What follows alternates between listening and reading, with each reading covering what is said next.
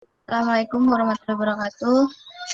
Perkenalkan, Waalaikumsalam. kami dari kelompok 39 yang beranggotakan jadi Korban Khalifah, ada Hasbia Ahmad Jadi dan Rajan Septian. Di sini akan mempresentasikan tentang software engineering. Yang pertama,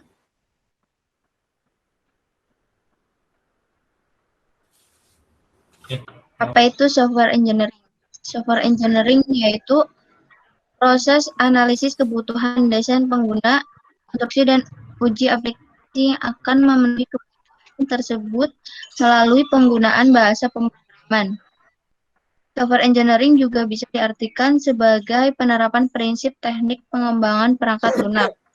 Berbeda dengan pemrograman sederhana, software engineering digunakan untuk sistem aplikasi yang lebih besar dan kompleks.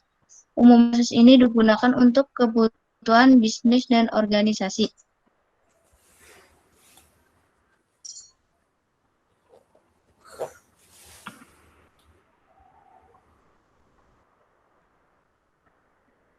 Lalu pengertian software engineering yaitu suatu pendekatan teknologi secara sistematis, terstruktur, dan disiplin. Meski pada dasarnya merupakan salah satu cabang ilmu komputer, guna mengetahui sesuatu yang salah terhadap sebuah perangkat lunak. Tetapi kini fungsinya melebar lebih luas lagi. RPL atau rekayasa perangkat lunak dibutuhkan tak cuma ketika ditemukan kesalahan pengoperasian semata, namun lebih kepada bagaimana sebuah perangkat lunak bekerja sesuai dengan apa yang menjadi kebutuhan atau penggunanya.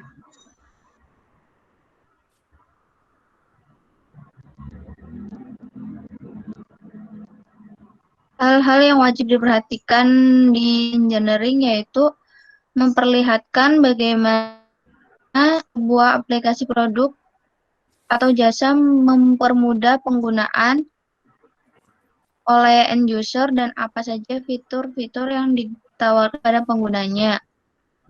Ada beberapa hal-hal yang diperhatikan di sini yaitu ada pengoperasian, transisi, dan pemeliharaan.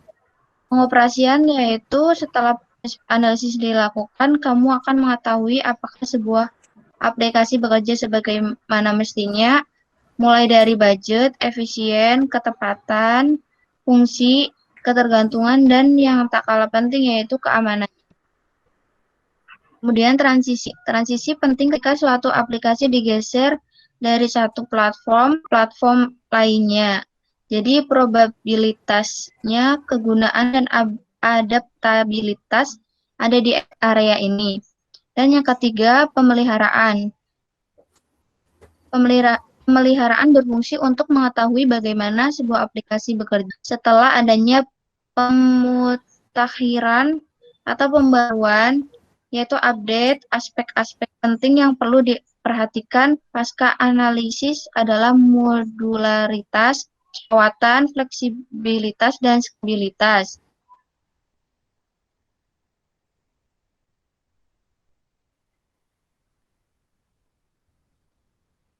Kemudian penjelasan tentang SDLC. SDLC yaitu rangkaian rekayasa perangkat lunak yang bertujuan untuk mengembangkan perangkat lunak yang diusulkan, yaitu communication, requirement gathering, studi analisis, desain software, integrasi, implementasi, dan disposisi. Coding dan testing juga termasuk dalam kriteria SDLC ini. Namun selayaknya dua hal tersebut sudah dilakukan lebih awal.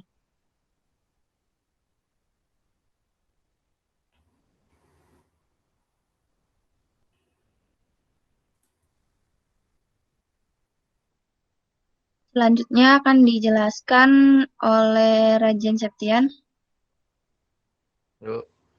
Pengertian SDLC. SDLC adalah kependekan dari System Development Life Cycle, atau dalam bahasa Indonesia disebut siklus hidup pengembangan sistem. Siklus atau tahapan yang digunakan dalam pembuatan atau pengembangan suatu sistem informasi agar pengerjaan sistem berjalan secara terstruktur, efektif, dan sesuai dengan tujuan yang diinginkan.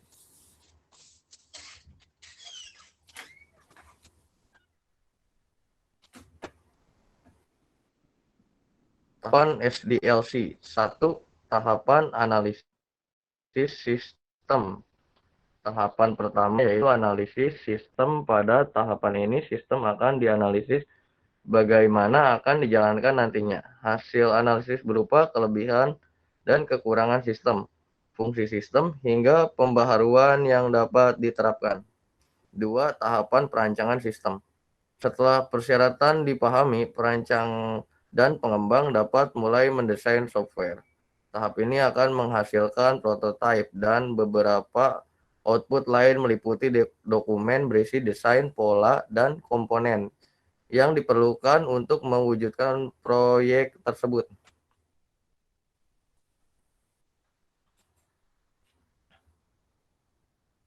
Tahap pembangunan sistem. Tahap ketiga, pengembangan sistem ialah tahap di mana rancangan mulai dikerjakan, dibuat, atau diimplementasikan menjadi sistem yang butuh dapat digunakan.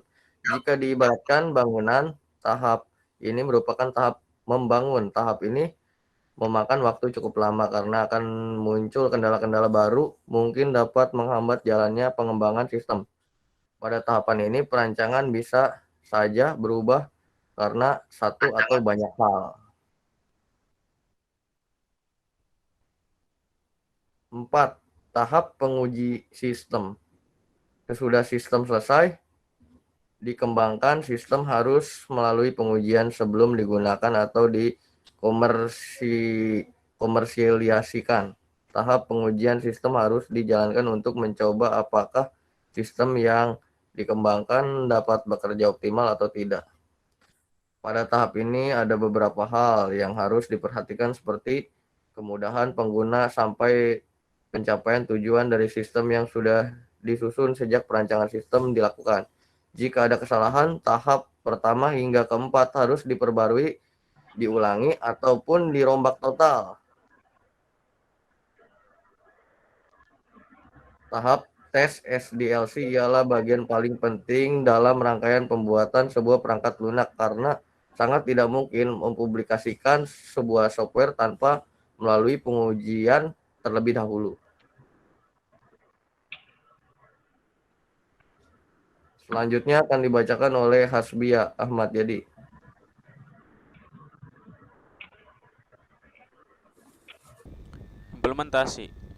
Implementasi dan pemeliharaan merupakan tugas akhir dari dalam pembuatan SDLC. Di tahap ini sistem sudah dibuat, diuji coba, dan dipastikan dapat bekerja optimal. Untuk implementasi, langkah yang harus dilakukan adalah sebagai berikut.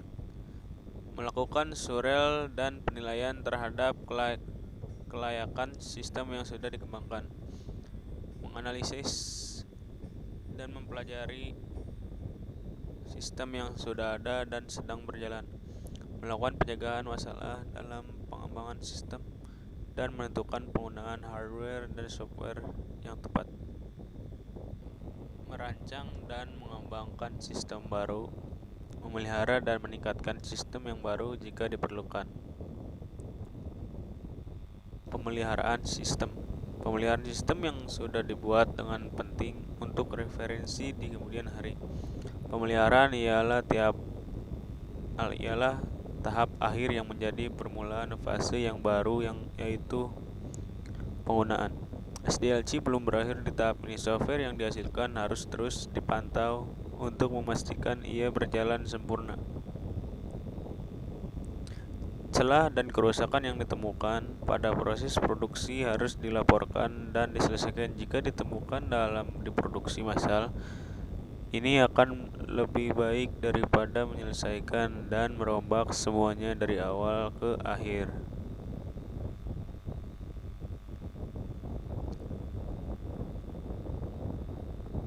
Modal pengembangan SDLC.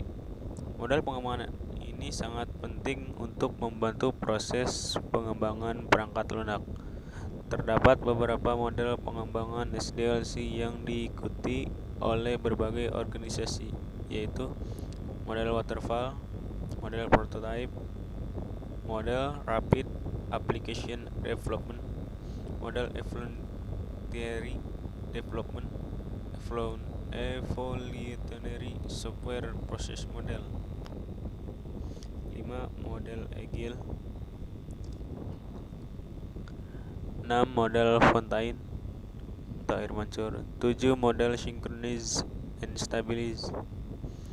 8. Model Rational Unified Process. 9. Model Build and Fix Method. 10. Model pengembangan Extreme Programming. 11. SDLC Big Bang Model. 12. DeFi Model.